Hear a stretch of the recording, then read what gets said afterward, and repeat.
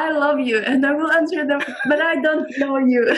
There are some people that will say, I want to marry you, and I'm again like, you don't know me. Like what? Why? यात्री कृपया ध्यान दें। So, first of all, Elif, what do you do? Like a little bit introduction about you yourself and like what are you doing? I know, but my audience doesn't know. Yeah, so for them. Okay, so I am a front-end developer, and I've been working as a front-end developer for almost the last 3 or 4 years. But before that, I studied at an engineering university. So while I was there, I didn't do much of coding. But when I graduated, I knew that I wanted to be a front-end developer. So I started working on that field. Okay, that's pretty much nice. And you have given a lot of talks, and you are a YouTuber. And first thing is that I really like your personal brand. So I on Instagram I have seen a lot of developers who are really putting out content, but how you do it, that's something very remarkable, because I discovered you from your Instagram. Then I moved towards Twitter. I saw your posts on Twitter. You're very much active on Twitter. I don't know if you know that I follow you or not, but yeah, I do follow you, and it's no issues, no issues. But yeah, your tweets are nice. So a little bit of tips about like how you manage your personal brand, because you do a lot of development. You document your journey, I guess, right? Yeah. So how are you, doing all of that stuff? So, first of all, sorry I didn't know about Twitter, but I will follow you back. Really sorry about that. Well, I actually started with Twitter, and I started using Twitter when I was doing the challenge of 100 days of code. So we can talk about that if you want later, but I started using Twitter then, and I started connecting more and more and more with people. And just a couple of months ago, maybe it was around June actually, so more than a couple of months, I decided to start using Instagram too. Before that, I was only using it just for personal reasons, for me, my friends, and my family and stuff like that. But I was seeing, as you said, like a lot of developers that they were doing some pretty cool stuff over Instagram. And I thought, yes, I want to do that as well, because I already put a lot of content out there. I put a lot of content on Twitter and on YouTube. So why not on Instagram too? It's a nice platform. So I started using it. And from the moment that I started, I knew what I wanted to do. So if you see, like, I always have the same template pretty much. I just have a photo of me, and the next time some let's say small article, and I follow that like all the time. And I like it. I hope that people like it too. I try to put value on each of my posts. I try to post useful things and things that people will like. Quite often I ask people what they want to see in my profile. Of course, there are some things that I cannot provide them. Like if they ask me stuff about hacking, I don't know this stuff. I don't work in that field. So I try to provide as much things as I know. And from the other hand, like I always try to respond to comments, respond to stories. I'm being active myself. Like I like a lot of people's photos. I always watch stories. I love watching stories. It's like a glimpse of people's life. And I think that Instagram is going good for me. I hope that in the future I will expand it. I think that you are the master of Instagram, because you have such a big following. I don't know how you did that, but it's pretty amazing. I mean, congratulations for you. So who are your favorite Instagram programmers, other than, of course, Innovative Coder? I really like Sasa Codes. She's really good. And I also like Trinka Codes. She's also really good, and she's a friend of mine. And she's also quite new on Instagram, but she does an amazing job, and her posts they have so much value. So I like these two girls a lot. And of course, other people. I don't want to offend anyone. There are many great accounts, but these are two of my favorite girls. So are you currently employed? Are you working somewhere, or? A few months ago, on September, I quitted my regular job whereas I was working as a front-end and app developer. We were doing an app with the company that I was working in. And now, like the last month, I got a new job, and now I am in a high school and I teach informatics and computers and stuff like that. So I switched from being a full-time developer and being a teacher, let's say. I really love teaching, and this is something that I try to do through my YouTube channel. So then that I had the opportunity to go in an actual school and do that, like, I really, really wanted to do it. I love teaching. You are teaching in a high school, right? Yes. That's great. That's great. So, how's your experience with teaching? I didn't knew that you are currently teaching because, see, I myself have taught for 3 years. For last 3 years, I have taught at in India we have these premium institutes like IITs and DTU. If you, I guess you might have heard about IIT, Sundar Pichai, and all of that have graduated from that only. So, in all of these colleges, I take guest lectures. I have taught more than what 500 plus students till now in last 3 years. I taught mainly machine learning, so I know the vibe you get when you are teaching students. They are learning, and the best thing is when they go out, they get job, they get placements. That's the best feeling. So, what about you? What about you? Yeah, so I'm still very new to that field, and because we also had the COVID, it's a little bit hard because I started being in an actual school, and then now I'm in Greece, so we had a lockdown again, so I couldn't be in an actual school, and now we do the classes like online, and there are some students of mine that I haven't met in real life, only online. I think this is like not so good, but hopefully, like maybe next week or in a couple of weeks, we will be open again, and I will meet my students again. But as you said, like it's that vibe, and you see that they are young people. They wanted to learn. They are asking questions. They're like really positive on learning and about doing stuff.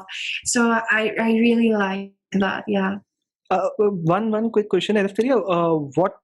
Which country are you from? I From forgot to Greece. ask. Sorry. Yeah, from Greece. Greece. That's good. And Yes. how's the coding culture over there?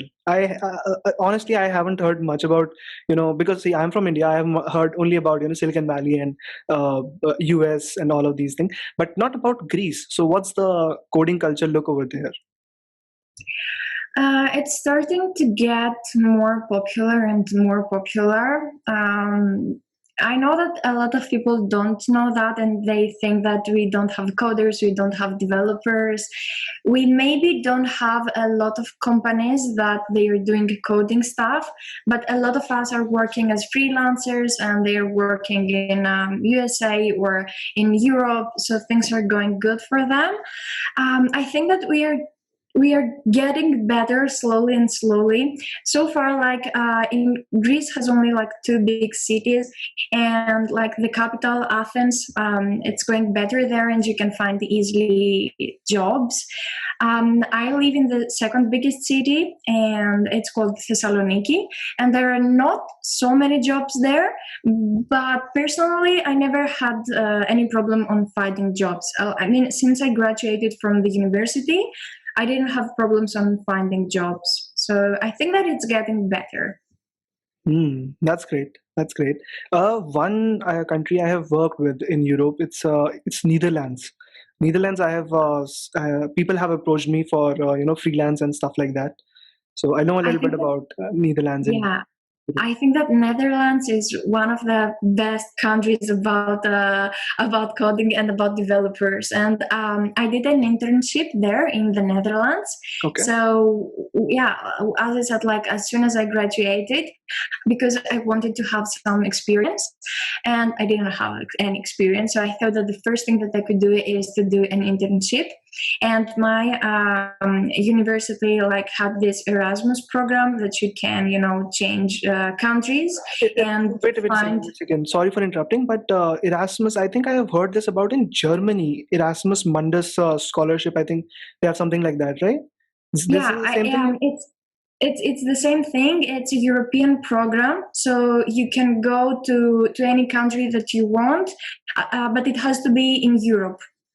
Okay. And yeah, I knew that Netherlands is a great country, and everyone speaks English there, because other countries like Germany or France or Italy, they want you to speak their language.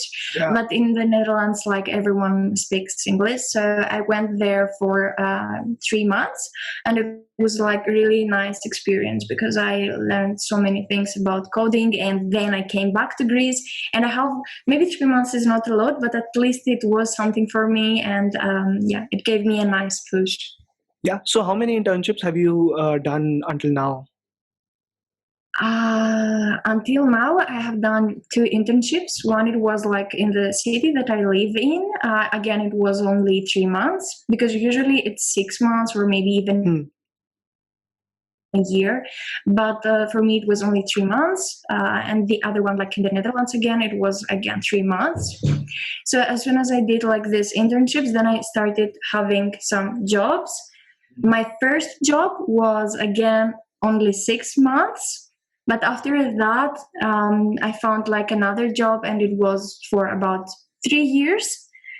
And after that, like I have my current job. Three years. Yeah. Okay. That's cool. And how has your personal branding and putting out content, documenting journey, has it helped in getting the job or internship, or like has it made any impact on those things? Yeah, I think that it had like a great impact. That's why I always said to everyone that you should start working on a personal brand. It's never too late. Just start doing it. For me, it has helped me so much because I have like two passions. One of them is obviously like coding, but the other one is also traveling. Now you may think, what has the personal brand has to do with traveling? But actually it has a lot of things to do. When I started like documenting my journey, as you said, when I started working more with the social media, I also started being approached by other people, and they were asking me if I could go to a conference to give a talk. So the conferences were like all over the world, and it was like before COVID, obviously, that we could travel. And I started like going to all those amazing places. I went to Denmark, to Sweden, to the Netherlands, to Germany. I went in San Francisco, which was like a dream of mine. And I also went once to South Africa and in other places as well. So I did that thing only by being active on social media and only by creating a brand around myself. And it was like something amazing. And still I have like connections with those people and with those conferences. And now I gave like remote talks, which is nice because also the ticket is free. So it's nice for everyone. Yeah. But I mean, like it's a great opportunity, I think, and everyone should do it. Everyone should start working around it. And how's see Twitter? I see a lot of developers, putting out content. Instagram is a little, developers like they have a little lot of friction, on Instagram. So how's Instagram for programmers? It can be tricky. So it depends. It depends because I think that you know that you put a lot of effort behind every post, Yeah. and sometimes people don't understand it. So you will see like the comments, and some people will be very positive, but of course there are always these people that are not so positive. And then from the other hand, because I'm a woman, I think, I don't know if that happens to men, but also women can get like other kind of comments. And when you go, like, if you see my messages, I have Oh shit. some weird comments. Got it. There are sometimes some people that they say, I love you, and I will answer them, but I don't know you. There are some people that will say, I want to marry you. And I'm again like, you don't know me. Like, what? Why? So there are this type of people too. But I'm always like, I always try for my best. And for me, the most important thing is to do the things that you love. That's why I also try to have posts on my Instagram that there are things that I really believe in. And there are also other people that say, like, let's do a shout out for shout out. Maybe you have a different opinion because you have like a very big Instagram account, but I personally don't like to do that much, because sometimes people approach me for a shout out, but they are working in different fields. For example, they are working as hackers, as I said, and things like that. But now I have an audience. Maybe my audience is still a small audience comparing to yours, but I still have that audience, and I know that most of these people are front-end developers or they are designers, because I also work in that field. And I wanted to keep my audience as it is. I want to have like one niche and only that niche, and not working with many different things. Like, I cannot handle many different things, so that's why I don't do so many of these things, like not many shout outs, or in my stories you will usually find things that has to do either about me or about front-end development and maybe design. That's it. And I don't know, maybe you think that this is not such a good approach, maybe you know many things that I don't, but pretty much that's how I handle Instagram. No. I mean, like, everyone has his or her own approach, and moreover, what you have said, shout out for shout out and things like that, just multiply into 10. That's the amount of kind of flooding messages I get. But of course, I don't get. I'm not that lucky that I would get marry me or love you messages. But yeah, so that's the case. Okay, moving on. So, what challenges have you covered until now? Because I have seen you on your Twitter. I have seen this 100-day coding challenge, and I think one more was there. I don't remember. Sorry, but yeah, there was one more. So, what challenges have you done, and what's the benefit of these challenges? Because I am seeing this from last 2 years that people go into 100 days of ML code, 100 days of code, and all of these things, and they have helped a lot of people. A lot of people I know personally, also you, right? So how has that impact you? Okay, yeah. This is a good question. Yeah. So it was for me also like a lot of years ago. It was when I graduated from the university, as I said earlier, that I didn't have a lot of experience, and I knew that I wanted to find like a real job and not only an internship. So while I was in the Netherlands, I decided to start learning more things that they can help me to find a real job. And I read an article on Medium, and that article was written by the creator of the challenge of 100 Days of Code, named Alexander Calway. He's a very big name on Twitter, and he was saying that you can take up the challenge of 100 days of code, and if you take that challenge, you will slowly build a portfolio, you will gain a lot of knowledge, and you will start making connections through Twitter. And I said, that's what I need. I needed to build a portfolio, I need to gain more knowledge, I need to connect with other people, with other developers. So I started doing that, and in that particular challenge of 100 days of code, you don't have like a specific curriculum that you have to follow. You can do whatever you want. And I wanted to be good at HTML, CSS, and JavaScript. These are like the primary things that I still believe that the front-end developer has to know. So I started like very slowly, every day for 100 days, like working on those three things. That's how I started the challenge of 100 days of code. Now, while I was doing it, I also found another challenge called Daily CSS Images. And in this challenge, you would, for 50 days, you will get an email, and in that email, you'd have a theme that you had to code. Now, that theme could be a sandwich, a Superman, a TV, a computer. But the tricky part was that you had to build that using only HTML and CSS. Only those two things. So it was only a visual thing. But for me, because I wanted to learn CSS, I wanted to improve my skills on CSS, I thought that yes, I will do that. So for 50 days, I was also doing that. I was only using HTML and CSS.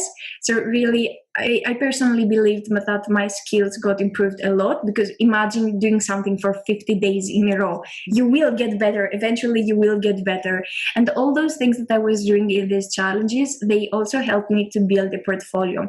Because before that, I wasn't using GitHub. I didn't have a personal website. But then I started doing projects. I started uploading them on GitHub. I started asking feedback on Twitter, and I started connecting with more people.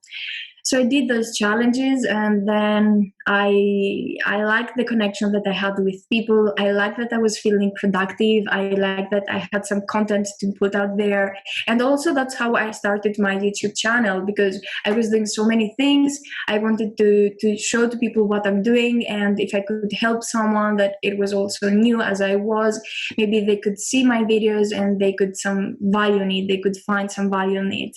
So I started working more and more with that. Eventually, I did a lot more challenges. Like I even did 100 days of YouTube. And Okay. that challenge, I was uploading every single day for 100 days videos on YouTube. Okay. These videos had to do with coding, so I would code something, but it was quite tricky because I had to code, I had to edit it, the procedure, I had to Yeah. upload it and all these kind of things. Back then I wasn't so good at promoting my own videos, but at least I was doing it for 100 days straight. And yeah, so all these challenges helped me. They boost my confidence. They helped me when I was trying to find a job, because as I said, I didn't have much experience, but maybe a boss or a hiring manager would ask me, what are you doing? So I would have something to say. I would say I'm working on that challenge and I'm building this project, and my goals are to learn this and this and this. So I think that the other person that was interviewing me, they could see that I had a passion on that. I was willing to work on that. So that's how these challenges really helped me. 100 days of YouTube is a really new thing for me, and I think I have to try this one. So Yeah, maybe you thanks should. thanks for the recommendation.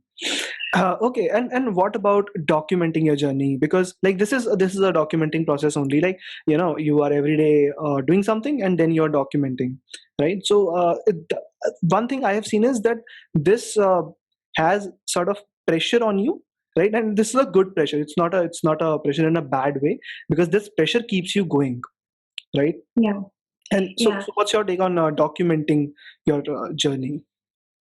Um, I think that I started doing that. I started documenting my journey while I was doing the challenge of 100 days of code.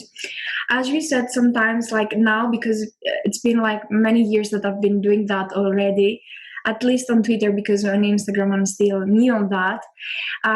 Sometimes it can be a little hard, because not all days are the same. You have some good days, but you also have some bad days, and maybe you don't feel like going on social media. And I think that every time you should try to be kind and positive for the other people as well. But when you don't feel so good because you had a bad day, Hmm. it's a little bit tricky to go out there. And especially something that it's hard for me is that I like to respond to every comment that I see either on Instagram or on Twitter. But if you see a comment that it's not so good and you have a moody day, and you will try to respond, but maybe your response is not as good as it should be. So sometimes that one can be tricky. But as I said, documenting your journey can only benefit you. So even if I had those moody days, or if I feel some pressure, I will definitely continue on doing that. So yeah, that's pretty Got much it. it. And this reminds me of one thing, that have you had any fights on social media because of Um, it I happens, right? It happens. Yeah, it happens. Yeah, sometimes it can be a little bit weird. I try when yeah, I try to keep it like private. So if I see that someone is going to, let's say, attack me on social media, sometimes I will reply to them, okay, let's switch to DM, and if you want we can discuss it there more. And usually people don't have a problem with that, so we will continue the discussion on DMs. Sometimes when I get like all those weird messages, sometimes I will just erase the name and I will upload it as a story, and I will say, hey, this happened to me. So sometimes I get like a nice feedback from people, but there are always those other people that they will say, yeah, though that person was right. I'm not right 100% of the times, but at least I'm trying and I'm putting myself out there and I'm learning as everyone else is learning. So I think that this is something that people should remember, that all of us behind the social media, we are also humans. We also have feelings.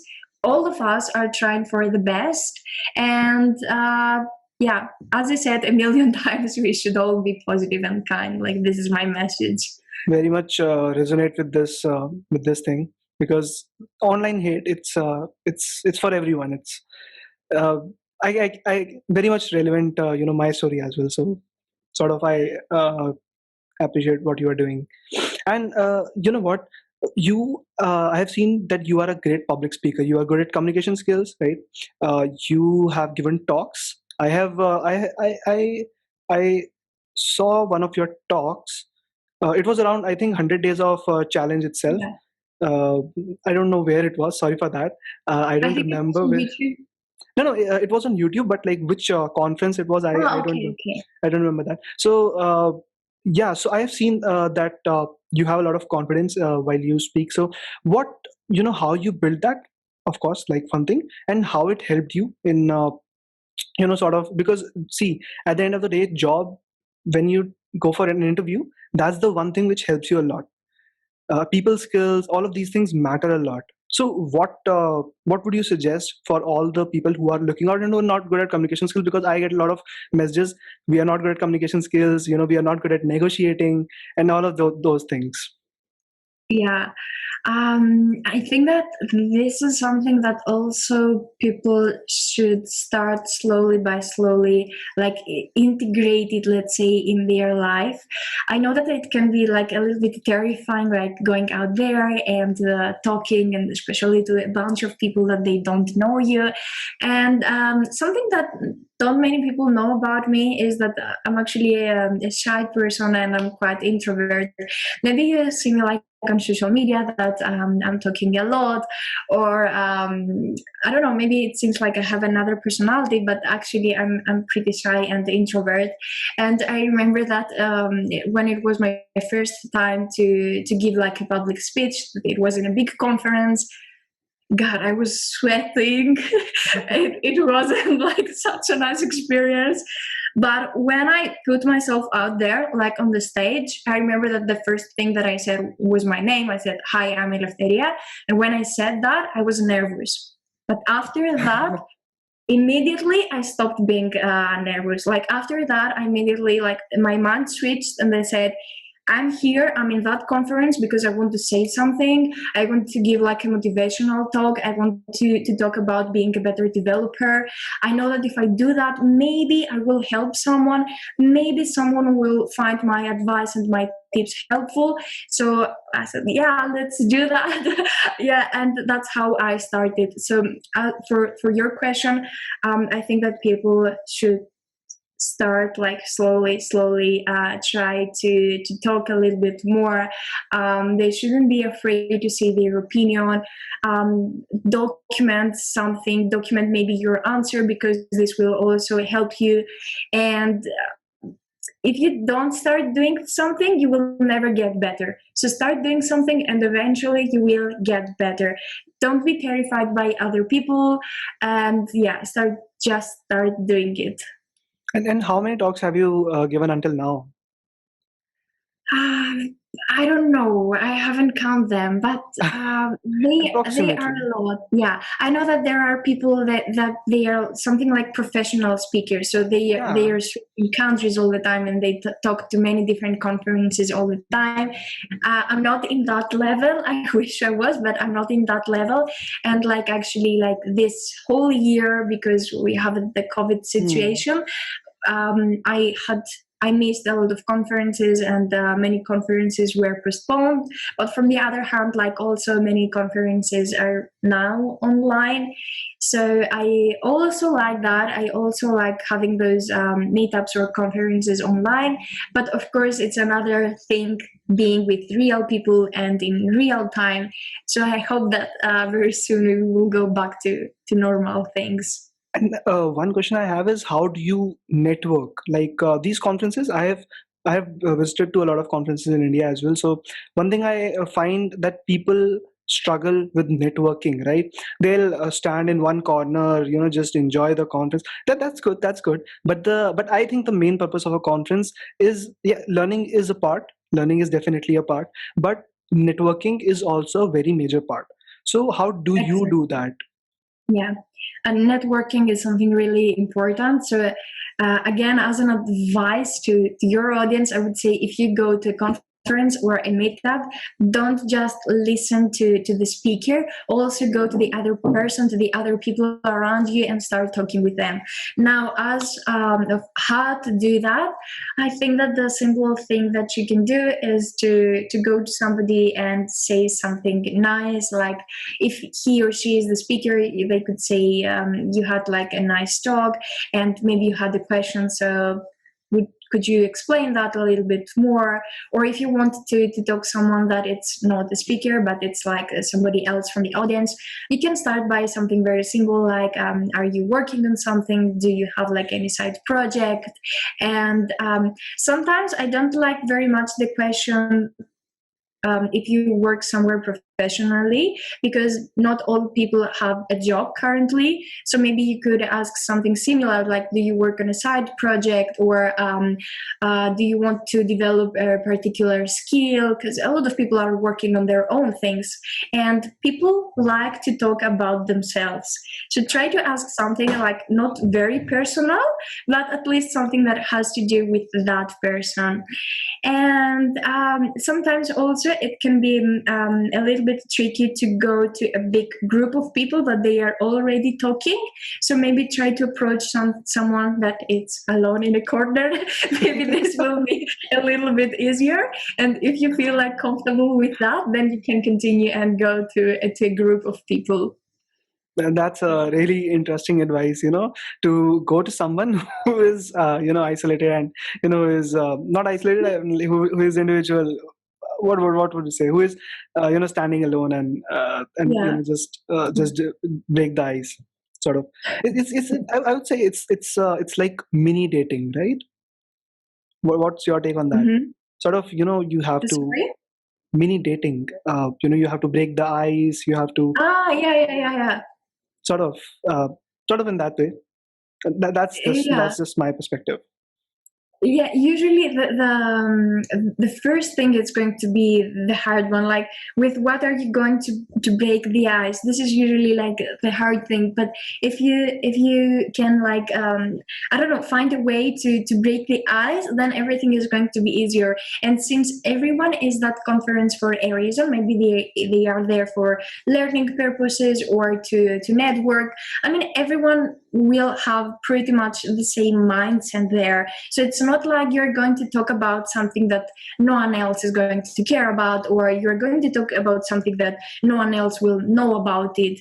So pretty much, if you have the same mindset with another person, I'm pretty sure that you can have like a nice conversation also. Exactly. Just like how we had right now. Okay, so yeah, so here we come to the end of the conversation, and it was very nice talking to you, LF, and you have a great experience, because I think, right, what's your age? It's I know it's a bad, these are bad manners to ask age of a girl, but Okay. I mean, like, I just want to get an idea of what you have achieved till now. I'm currently 27. I was born in Okay. 1993, so now I'm 27. Okay, and that's great. You are like at this you know super early, like you have done a great things. I don't find a lot of people doing all of these things, because managing, see, I know I manage all of these things: YouTube, this meet, social media, then projects, clients, all of that thing. It's not easy how easy it looks from the outside. It's so that difficult from the inside. Yeah. So you have any questions, feel free. Uh, how do you manage to do all of those things? I mean, you're doing so many things. So how do you manage to keep up with all of those things? I would say that first thing is routine. See, I follow a sort of strict routine, you can say. So, and I have allotted times for all of these things. So I have a fixed time for for meeting with clients. I have fixed time for doing YouTube stuff. I have fixed time for doing this thing as well. So like this is how I'm able to manage all of the Yeah. things until now. Yeah, that's the one thing. Of course, like scheduling is one of the most important things, and having a routine as well. Yeah. And then how does your routine looks like? Lately, it has changed a little bit since I changed my work. Now I actually have a lot. I have some more free time, but I also do a master's. Okay. It's a master's about UX, and now I devote a lot of my time in that Okay. So master. are you a designer?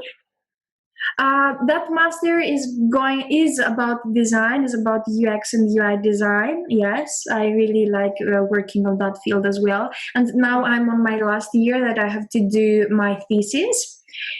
So it's a little bit tricky again, because I have to study a lot of things. I have to write a lot of things. I have to talk with my professor quite often. So a lot of my time goes there. But after that, like usually in the morning and late in the evening, I will be on social media. And then on the weekends, I will work on my YouTube channel. I was about to end the video, but one thing, you have told me that you are doing masters in UX, right? Yeah. And that's pretty new for me. I haven't met anyone who is doing masters in UX. So tell me a little bit about that. Um, Well, I can tell you why I wanted to do that master's, because I was working as a front end developer, and I was in a small company, and that company didn't have like a dedicated designer. And I was seeing that we, the developers, were doing things just because we liked those things, but there wasn't like a particular reason. Like maybe I like something, but you don't like it, or maybe you like something and I don't like it. I wanted to do things, and I wanted to do things that had like a meaning. I wanted to be sure that the things that I'm doing, they are correct, and they are correct not only for me, but they are correct for other people that are going to use that product that me and my team were building. So I thought that I could go like one step behind, and I could study the design and how designers think. So that's why I decided to do that master's in UX and UI design. Yeah, pretty much that's Right? it. And what do they teach in Big C? I also design, right? Because when you are freelancing, you have to sort of satisfy your clients. So build wireframes, then you are developer and you are Yeah. designer, right? So what do they teach in a course like Masters of UX? Do they uh, teach tools, or do they tell you how to think? Because in designing, tools can be learned in a week, right? You can learn Figma in 2 days. You can learn not Photoshop in one day, but yeah, I mean, like, yeah, sort of, you can learn tools Yeah. in a week or in a month at max. But how does Masters of UX look like? I really want to know that. Yeah, it's the first thing that you said. It's they teach you how to think. And I remember that on the first year, we actually had a lot of courses that had to do with the history of arts. So we were studying a lot of things about the history of arts, like painting and like how was the things on I don't know the name in English, but let's say in Italy, that it has like a great history with painters and stuff like that, or in the Netherlands, that again they had like a great history with painters, but like historical stuff.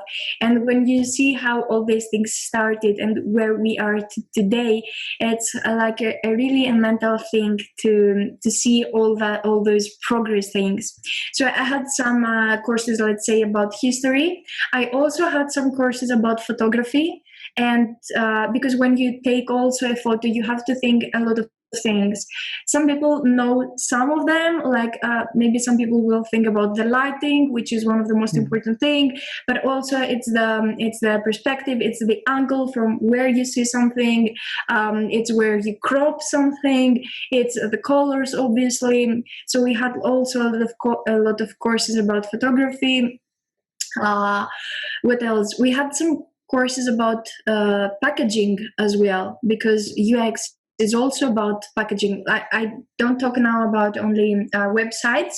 I talk about physical product as well. For example, that this is a package from a camera. So this is also like packaging. This also has to do with UX and design as well.